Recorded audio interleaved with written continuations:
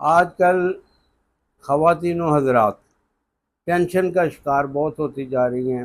اصل میں وجہ یہ ہے کہ وسائل کم ہوتے جا رہے ہیں اور انسان نے اپنے اخراجات بہت بڑھا لیے ہیں، اپنی امیدیں بہت بڑھا لی ہیں۔ بچوں کے متعلق بندہ سوچتا ہے یہ ڈاکٹر انجینئر بنیں گے، خدا نہ خواستہ کسی کے بچے ڈاکٹر انجینئر نہیں بنتے تو وہ اس ٹینشن میں ہوتا ہے۔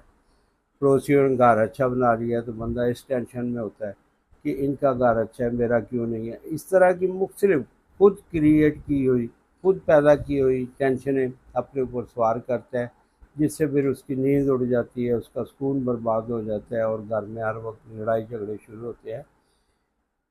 اور جب ایلوپیتھک دوائیاں استعمال کرتا ہے تو اس میں نیند آور دوائیاں ہوتی ہیں جو آہستہ آہستہ اس کے سارے پٹھوں کے سسٹم کو تباہ کر کے رکھ دیتی ہیں۔ آپ ایسا کریں، اناب سے پستہ اور بئی دانہ یہ لے کے باریک کر کے رکھیں، ہم وزن تینوں چیزیں لینی ہیں، باریک کر کے رکھیں۔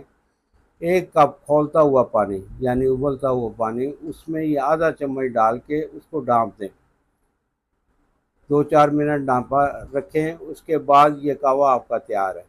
اگر آپ کن کے پینا چاہتے ہیں تب، اگر ویسے پینا چاہتے ہیں تو پئیں۔